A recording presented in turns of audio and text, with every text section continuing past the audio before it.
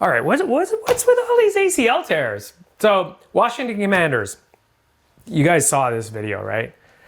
Like, whoa. Like, even when I saw it, I'm like, whoa.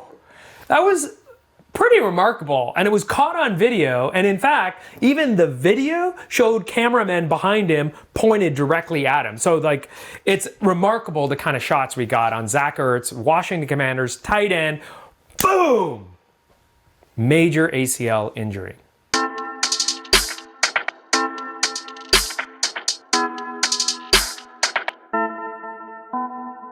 I'm Doc Feisel, orthopedic surgeon with Move Smarter Health.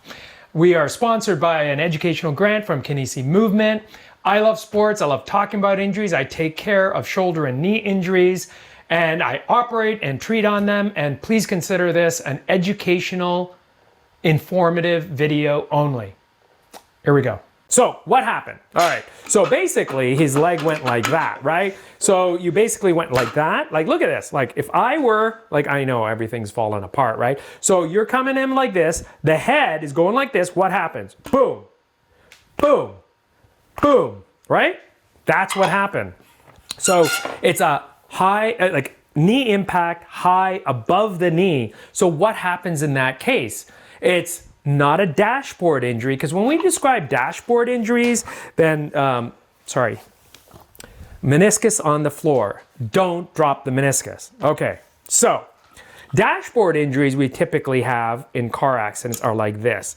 So we typically see PCL tears with that, but you can get hyperextension ACL tears. And this is kind of one of those things that I suspect he may have other injuries associated with it. Because when you see what happened on that video, it basically hits the femur and then it flies out like that and swings back, right? So what's happening on this side? I suspect he may have a posterolateral corner injury as well. Again, I'm not the treating surgeon. We only have the information that we have available because it's Zach Ertz medical records, his personal information that we don't have access to. His team and him decide what goes out there. So as far as we're aware, it's an ACL tear at minimum, right? We don't know anything more. This is an educational video with the context of these athletes to provide you more information of what happened.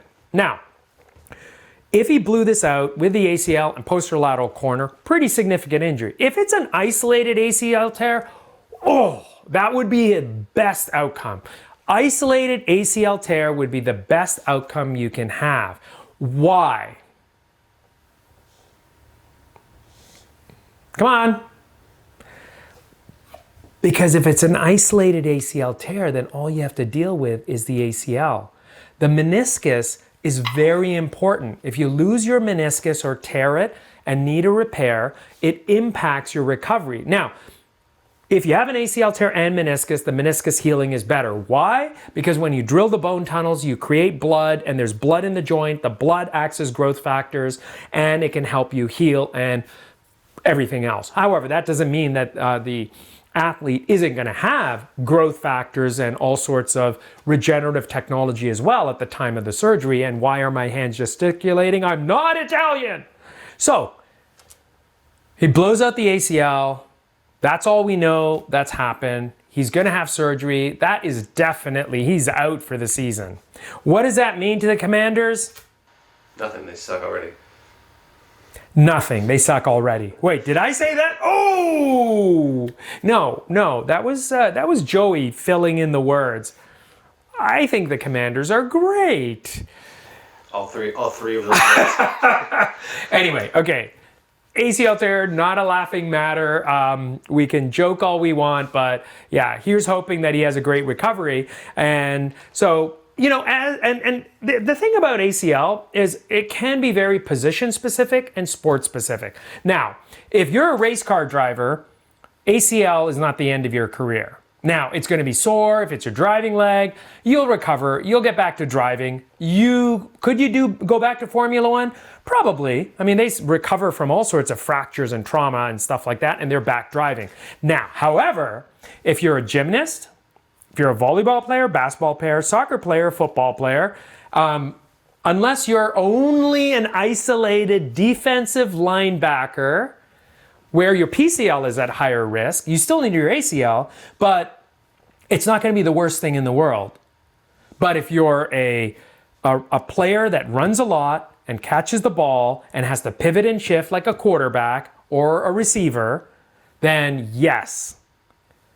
Or you're carrying the ball and you have to run and jump, absolutely, it's going to affect your career. Now, we typically know that regardless of the ACL reconstruction in athletes, most athletes feel confident in their knee after 2 years. I've said that before. We've talked about ACL tears before. So, and that's the one good thing about this type of injury. If it's an isolated ACL tear, man, that's the best outcome because ACLs, we've been doing so much. The problem is we can't prevent them yet. You know, like, wouldn't it be great if we had a way to prevent that? I mean, you have increasing ACL tears in women, you have ongoing ACL tears, and the frequency and volume, not just prevalence, but the incidence and prevalence of ACL tears is actually going up. And what happens to ACL tears? Don't turn me into a cartoon, by the way. Sure. Yeah. What happens to ACL tears? They will get arthritis, right?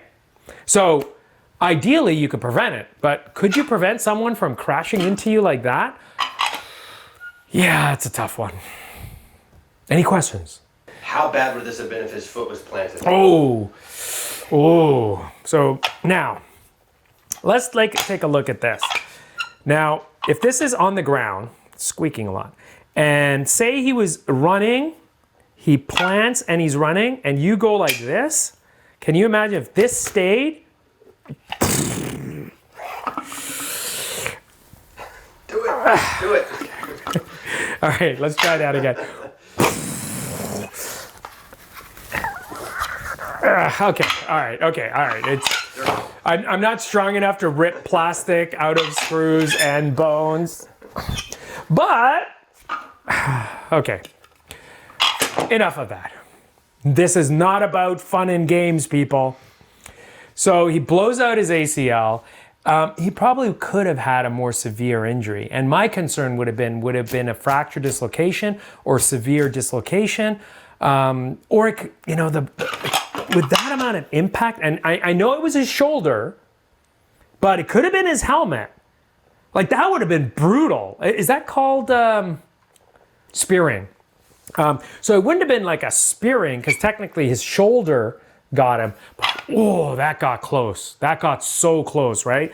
So you got the impact here. So he could have had a patellar fracture because the patella is there. Let's use a stable knee.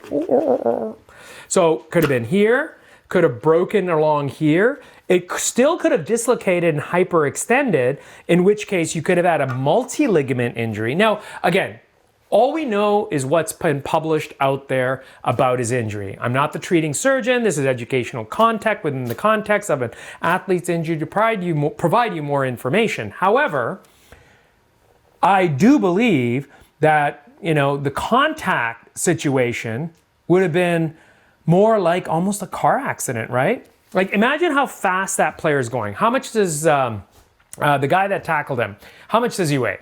200, 220, right? So he's running. So he's going probably 7 to 10 miles an hour, and he's sprinting, so maybe closer to 10 miles an hour.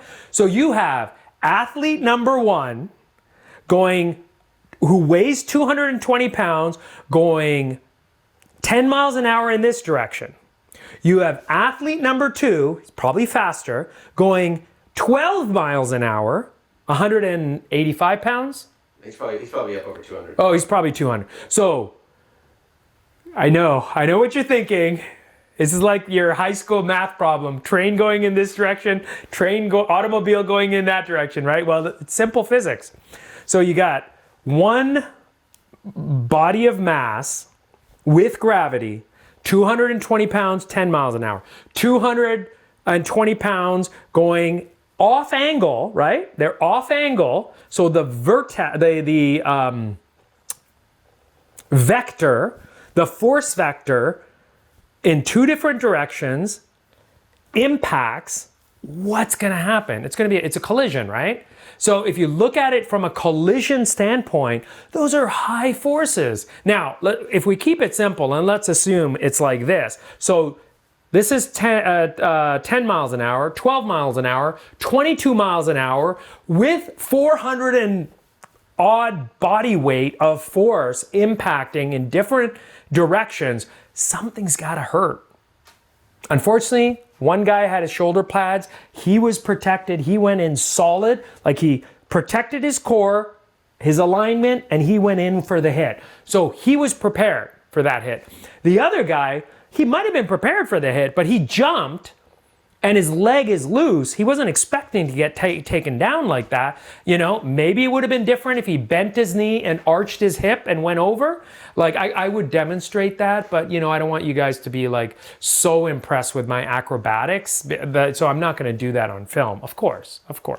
However, if he had avoided it, maybe he would have just gotten a bruise on a Charlie horse instead of what he did have, which is a brutal ACL. So the good thing is that it's an isolated, hopefully, ACL tear. Good, best wishes for a good recovery, good healing, Zach Ertz, and we'll see you back on the field. And I will see you guys. Are we done?